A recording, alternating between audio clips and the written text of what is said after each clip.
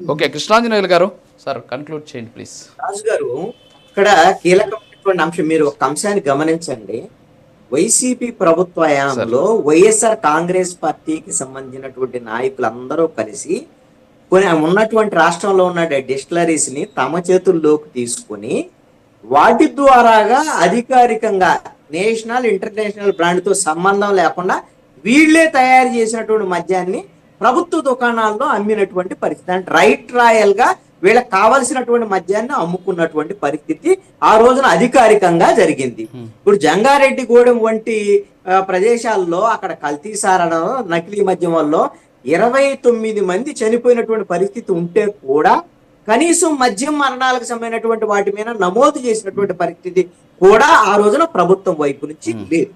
కానీ ఈ రోజున ఈ కూటమి ప్రభుత్వం వైపు నుంచి ఇప్పుడు అదే తరహాలో మద్యం తయారీ అక్రమ మద్యం 2 ప్రాంతాల్లో జరిగినట్టుగా, మొలకల చెరువు అదేవిధంగా ఇబ్రహీంపట్నం 2 ప్లాంట్లు, ఇది ప్రైవేటు వ్యక్తులకు సంబంధించినటువంటి వాళ్ళు చేసినటువంటి వ్యవహారం. దాన్ని ఉన్నటువంటి ఇప్పుడు ఏదైతే షాపులు నడుస్తున్నాయో వాటిలో కొన్ని షాపుల ద్వారా అమ్మకాలు చేసినటువంటి పరిస్థితి ఉంది.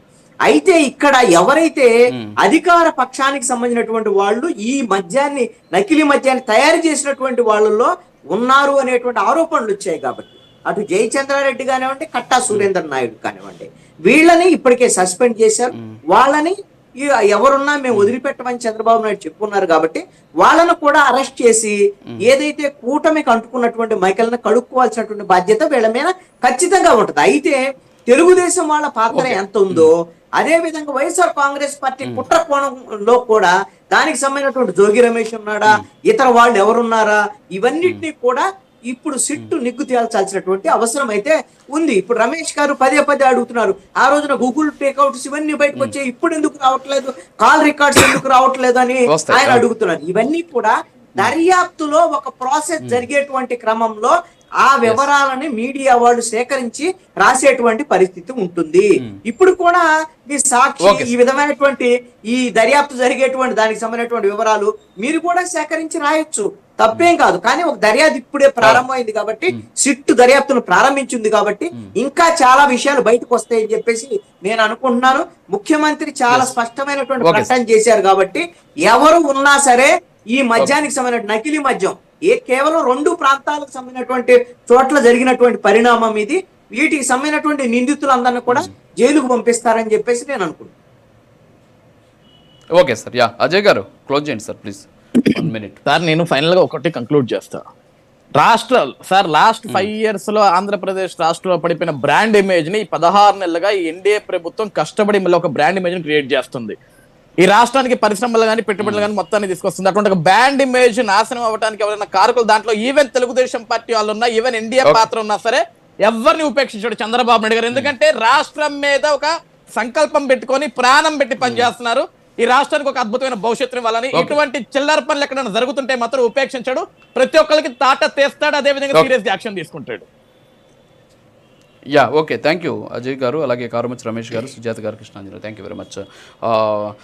మన సుజాత గారికి టైం ఇవ్వలేదు అనేటటువంటి ఒక వాదన వ్యక్తమవుతోంది. క్షమించాలి, నెక్స్ట్ డిబేట్లో మీకు అవకాశం ఇచ్చేటువంటి ప్రయత్నం చేస్తాం. మధ్యలో మీది ఫ్లిక్కరింగ్ అవడం వల్ల దానివల్ల సమస్య వచ్చింది. యా, సో ఇప్పుడు చూస్తే చాలామంది కూడా మెసేజ్లు పెట్టారు. ఏంటి అంటే అసలు ఈ కేసుకి సంబంధించి ఏం జరిగింది, జనార్దన్ రావు చెప్పేటటువంటి మాటలకి ఎక్సైజ్ అధికారులు ఇచ్చినటువంటి రిపోర్ట్కి మధ్య చాలా వ్యత్యాసం ఉంది అని చెప్పేసి కొంతమంది జోగి రమేష్ పాత్ర ఉండి ఉండొచ్చు అని చెప్పేసి కొంతమంది, రాష్ట్రాన్ని అభివృద్ధి చేస్తుంటే బ్రాండ్ ఇమేజ్ దెబ్బతినడం కోసం ఈ విధమైనటువంటి కుట్రలు చేస్తున్నారని చెప్పేసి కొంతమంది పెట్టారు. సో చాలామంది ప్రస్తుతం ఆంధ్రప్రదేశ్లో ఏం జరుగుతుంది రాజకీయాల గురించి కూడా వాళ్ళు మెసేజ్లు పెట్టడం జరిగింది. సో వాళ్ళ పేర్లతో సహా చదివేటువంటి ప్రయత్నం చేద్దాం రేపటి నుంచి డిబేట్స్లో. ఖచ్చితంగా వాళ్ళ ఒపీనియన్స్ కూడా మనకు చాలా ఇంపార్టెంట్. సో ఓవరాల్గా చూస్తే ఈ కల్తీ మద్యం కేసు ఏదైతే ఉంది, కల్తీ మద్యం కేసుకి సంబంధించి ఇంకా కూడా జయచంద్రారెడ్డిని ఎందుకు అరెస్ట్ చేయలేదు, అది ఆ పార్టీకి సంబంధించిన నాయకుడు కాబట్టి కాపాడేటువంటి ప్రయత్నం చేస్తున్నారా అనేటువంటి వాదన వైఎస్ఆర్ కాంగ్రెస్ పార్టీ నుంచి వ్యక్తమవుతుంది.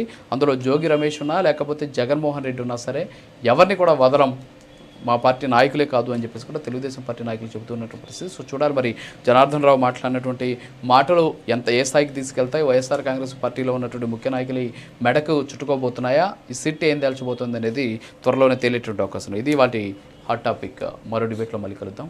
నమస్కారం.